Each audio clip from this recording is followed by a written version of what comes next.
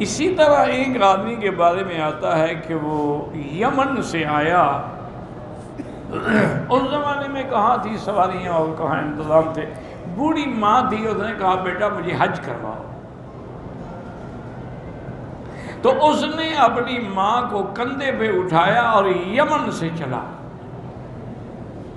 پیدل چلتے چلتے چلتے مکے میں پہنچا، طواف کرایا، صفا مروہ دوڑائی، پھر مینا گیا، مزدلفہ گیا، عرفات گیا، واپس آیا، سب ماں کندھے پہ.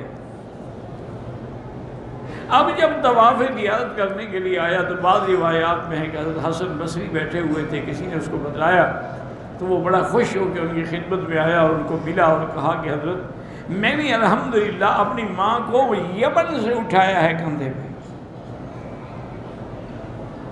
اور اسی طرح میں نے اس کو حج میں اور تمام مناسک میں مشاعر میں بھی کندھے پہ اٹھایا ہے.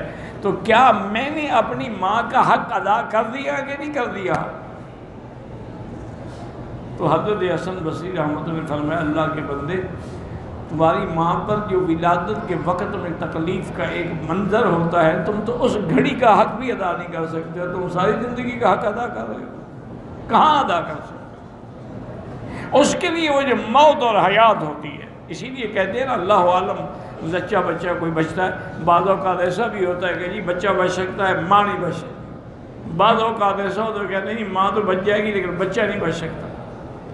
تو وہ جو مرحلہ ہوتا ہے وہ تو گویا کہ اس کو ایک نئی زندگی اللہ عطا فرماتے ہیں. تم تو اس گھڑی کا شکریہ بھی ادا نہیں کر سکتے، تم حق ادا کر رہے ہو ماں کا. اس لیے ہمیشہ یہاں بھی اللہ نے فرمایا وَجَعَلَ لَكُم مِّنْ أَزْوَاجِكُمْ، اور اللہ نے تمہاری بیویوں سے تمہارے لیے بیٹے بنائے. وَحَفَظَةً، حفظہ کہتے ہیں پوتے. وَرَزَقَكُم مِّنَ الطَّيِّبَاتِ، اور اللہ تبارک و تعالی نے تمہیں پاکیزہ چیزوں سے رزق عطا فرمایا.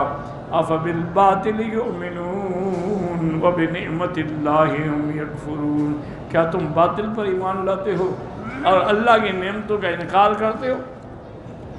اس لیے آگے اللہ فرماتے ہیں وہ انکار کیسے ہوتا ہے. وَيَعْبُدُونَ مِن دُونِ اللَّهِ مَا لَا يَمْلِكُ لَهُمْ رِزْقًا مِّنَ السَّمَاوَاتِ وَالْأَرْضِ شَيْئًا وَلَا يَسْتَطِيعُونَ.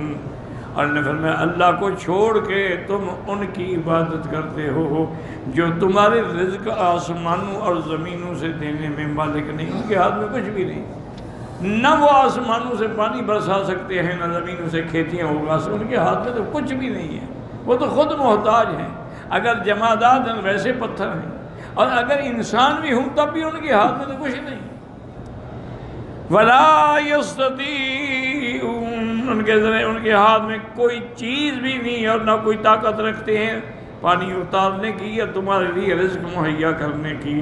فَلَا تَضْرِبُوا لِلَّهِ الْأَمْثَالَ، اللہ نے فرمایا ہرگز اللہ کے شریک نہ بناؤ. اللہ کے امثال بنا اندادن و اشباہن، اللہ کے برابر شریک بناتے ہو، اللہ کے برابر بت بنا کے ان کو خدا کہتے ہو. ان اللہ یعلم وانتم لا تعلمون، انہ یعلم، وہ جانتے ہیں اور اللہ خود گواہی دیتے ہیں کیا کہ لا الہ الا ہو، کوئی معبود برحق نہیں مگر اللہ. وانتم بجہلکم تشرکون بہ غیرہ، اور تم جہالت کی وجہ سے اللہ کے شریک بناتے ہو. کبھی اللہ کے شریک بتوں کو بناتے ہو، کبھی انسانوں کو بناتے ہو، اور کبھی درختوں کی پوجا کرتے ہو. تو اس لیے اللہ نے فرمایا کہ جن کے ہاتھ میں خود کچھ نہیں ہے وہ تمہارے نفع نقصان کے کیسے مالک ہو سکتے ہیں.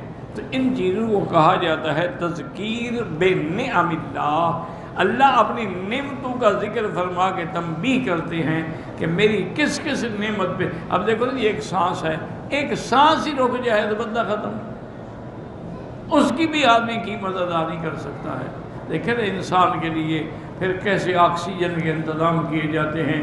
بڑے لوگوں کو پورے کمرے میں آکسیجن رکھ دی جاتی ہے، ٹینٹ لگا دیے جاتے ہیں، لیکن نتیجہ جب سانس میں رکنا ہے السلام علیکم، اس کے بعد کوئی نہ اس کو روک سکتا ہے اور نہ اس کو آگے پیچھے کر سکتا ہے.